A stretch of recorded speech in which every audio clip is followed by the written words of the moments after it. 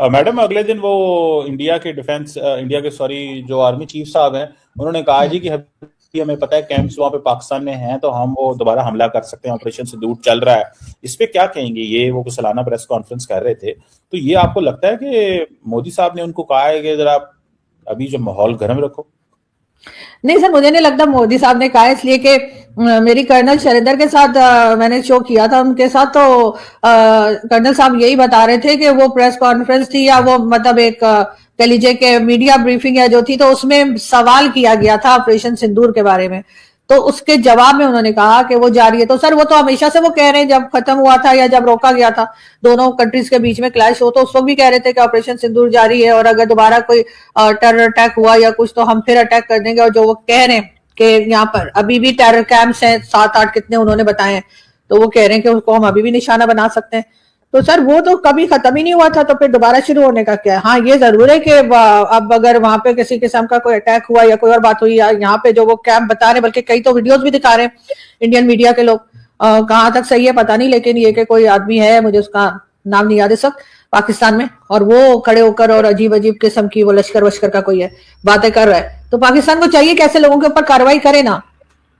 क्यों ये पब्लिकली खड़े होकर इस किस्म की बातें करते हैं, जिससे कि दूसरी कंट्री को ये लगे कि ये हमारे पर अटैक कर देंगे, या ये जाकर वहां पर कोई कह लीजिए कि वो जो होता है ना गज़वाए हिंद या क्या, वो शुरू कर देंगे। तो ऐसे लोगों की वीडियो जब सामने आती है सोशल मीडिया पे, तो पाकिस्तान की अथॉरिटीज को कार्रवाई करनी चाहिए और ऐसे लोगों को पकड़ के जेल में डालना चाहिए कि जी आप इस तरह से नफरतें फैला रहे हैं, आपको इस तरह से बात करने की कोई राइट नहीं है। जब ये ऐसा कुछ नहीं करते, उनका मीडिया वीडियो उठा लेता है, उनका मीडिया चलाने लगता है और बताने लगता है कि जी पाकिस्तान में ऐसे हो रहा है, तो उस वक्त फिर आप लोग कोई बात ही नहीं करते। तो जाहिर है सर, उसके जवाब में अगर उन्होंने ये कहा है तो ये तो सर हमेशा से ही है, लेकिन सर सबसे पहले आपने घबराना नहीं है, ये जरूर याद रखिएगा। वो तो इंडिया में भी बहुत सारे लोग कहते रहते हैं हम पाकिस्तान में ये कर देंगे वो कर देंगे। क्या कर देंगे सर? कब का है? कोई बड़े लोग हैं, उनकी हुकूमत कहती रहती है, रोज उनके लोग कहते हैं हम आजाद कश्मीर पे कब्जा कर लेंगे, यहाँ से छीन लेंगे इनसे। वो तो इस तरह की बातें तो चलती रहती हैं। सर कब्जा आजाद कश्मीर को छीन लेंगे अलग बात है, और लोगों को जाके मारेंगे या अटैक कर देंगे या जाकर वहां पर फट जाएंगे, सर इस किस्म की बातें जो करते हैं वो एक अलग चीज है। वो तो हम भी कहते हैं कि हम वहां का कश्मीर ले लेंगे और कश्मीर बनेगा पाकिस्तान और हमारी शर्त है और ये है वो, सर ये स्टेटमेंट तो चलती रहती है। तो अगर कोई कश्मीर की बात कर रहा है तो इसमें क्या है? मतलब वो भी तो यही कहते हैं कश्मीर ले लेंगे, यहाँ से भी यही लोग कहते हैं कश्मीर ले लेंगे, तो ये तो फिर रेटरिक है दोनों साइड पे। ये कोई बहुत बड़ी बात नहीं, लेकिन इंडियन आर्मी चीफ का ये कहना। लेकिन मैडम इसको कैसे देखती हैं आपके? इंडियन आर्मी चीफ ने ये कहा कि पाकिस्तान की फौज तो सारा कुछ देख रही थी, हम क्या कर रहे हैं, हमारी एयरफोर्स किधर उड़ रही है, नेवी आर्मी, उनको हर चीज की लाइव मूवमेंट का पता था। तो आपको नहीं लगता ये पाकिस्तान की बहुत बड़ी जीत है और इसका खौफ था इंडियन फौज के अंदर?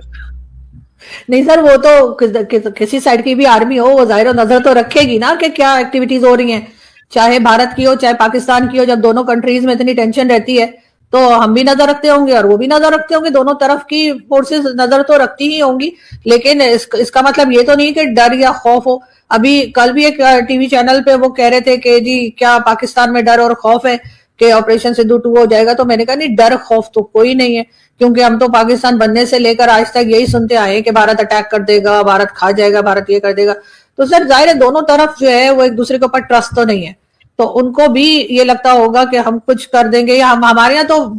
प्रॉब्लम ये है कि हमारी फोर्सेस इतना नहीं करती जितना कि हमारे यहाँ से टेररिस्ट जा जाकर वहां पे जो है वो गड़बड़ करते रहते हैं, इस वजह से वो लोग बात करते हैं। अब वहां से आप यहाँ बता दीजिए कौन सा टेररिस्ट आया जो फट गया और यहाँ पर आके, या उसने मुंबई अटैक टाइप का कोई कुछ हो गया, पुलवामा उड़ी या पठानकोट टाइप का कुछ हमारे यहाँ हो गया, और ये जो हम रीजन देते हैं ना कि जी वो जी क्योंकि इलेक्शन हो रहे थे तो इस वजह से उन्होंने ऐसा किया, तो सर इलेक्शन तो उनके पूरे साल होते रहते हैं, मुझे तो समझ ही नहीं आती कि इलेक्शन खत्म कब होते हैं। रोज पठानकोट जैसे वाकयात होते हैं यहाँ पे, तो रोज भारत की पाकिस्तान की गवर्नमेंट की बात आपने कभी शायद वो सुनती नहीं है या उनको सीरियस नहीं लेती हैं। आप इंडियन गवर्नमेंट की बात को सीरियस लेती हैं। पाकिस्तान की गवर्नमेंट भी तो यही कहती है कि हमारे यहाँ प्रॉक्सीज उनकी हैं और हमारे फौजियों पे हमले किए जा रहे हैं, टीटीपी को इस्तेमाल किया जा रहा है, बीएलए को इस्तेमाल किया जा रहा है। ये भी तो पाकिस्तान का मौकफ है। इसको आप क्यों वैल्यू नहीं देती और इसको आप क्यों एंटरटेन नहीं करती कि जब 700 के 800 फौजी जो है वो इस साल शहीद हुए हैं, तो डोंट यू थिंक कि ये आप पुलवामा का जिक्र करेंगी, वो जो अगर 10 सालों में वहां 4 वाकये हुए हैं जो नहीं होने चाहिए, किसी मुल्क में भी नहीं होने चाहिए,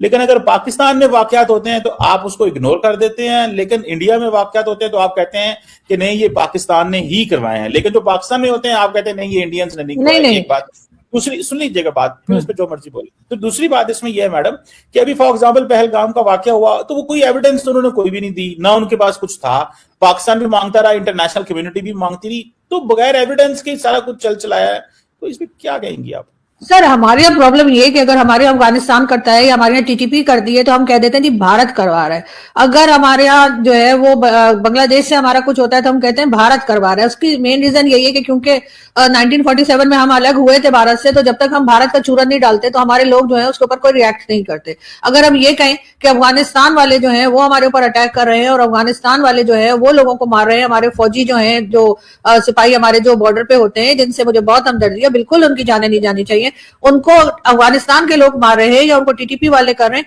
तो उससे हमारे लोग जो हैं उन्हें कोई फर्क पड़ता नहीं है, क्योंकि वो कहते हैं भाई वो भी तो इस्लामिक कंट्री है, वो तो हमारे ब्रदरली इस्लामिक कंट्री, इस तरह करके बात करते हैं। तो जब तक आप उसके अंदर एक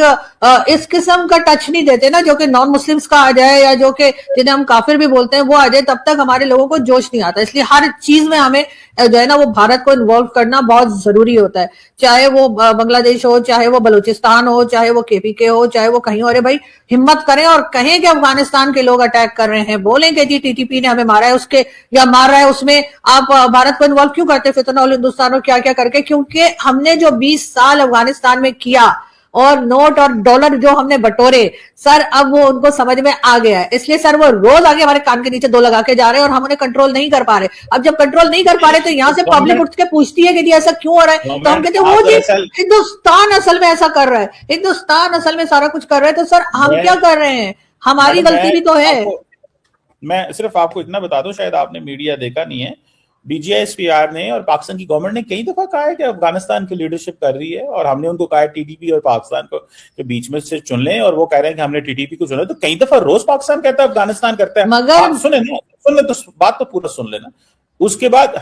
हम तो रोज कह रहे हैं अफगानिस्तान कर रहा है, उसकी लीडरशिप इन्वॉल्व है, आप कह रही हैं आप उसका नाम नहीं लेते। एक तो मेरा ख्याल है आप अपडेटेड नहीं है, और दूसरी बात है कि ऑन दिस केस अफगानिस्तान की सॉइल को इस्तेमाल कर रहा है इंडिया, पाकिस्तान ये भी कह रहा है, लेकिन आप कहती हैं कि नहीं वो नहीं कर रहा है। आपके पास शायद ज्यादा बेहतर इंफॉर्मेशन होगी, गवर्नमेंट से शेयर करें ना ये सब कुछ। तो सर ये तो इसी तरह से है ना, जैसे पाकिस्तान की जमीन इस्तेमाल अमेरिका कर रहा था अफगानिस्तान के लिए, तब अफगानिस्तान की बकौल आपकी जमीन इस्तेमाल कर रहा है भारत ताकि वो हमारे यहाँ अटैक करें। तो मैंने ये कहा कि भाई आप हर चीज में आप भारत का ही टच दिए बगैर आपके जो पब्लिक है उसमें आप वो जज्बा ला नहीं पाते, इसलिए आप अफगानिस्तान का नाम कम लेते हैं और भारत का नाम ज्यादा लेते हैं। अभी भी वो सुशांत सिन्हा जो उनके यहाँ के जर्नलिस्ट है उनका क्लिप चला रहे थे DGISPR साहब। अरे भाई वो जर्नलिस्ट है, उनका काम है रिपोर्ट करना। अब अगर आप उनको एक DGISPR का ये अंदाज होता है कि तुसी भी आ जाओ जी राफेल पे बैठ के आ जाओ, तो सर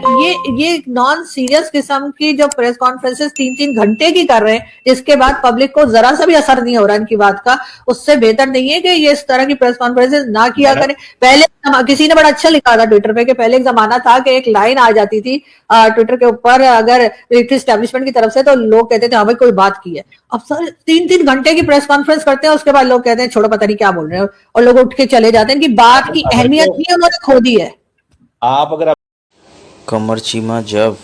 और उनके जिहादी लोग जब हाफिज सईद, मसूद अजहर को पाकिस्तान में छुपा के बैठे हैं, तो भारत की स्टेटमेंट से कमर चीमा को डर लगना भी चाहिए, और ये डर अच्छा भी है, ताकि कुछ ना कुछ ये लोग उल्टे सीधे काम करने से बंद रहे।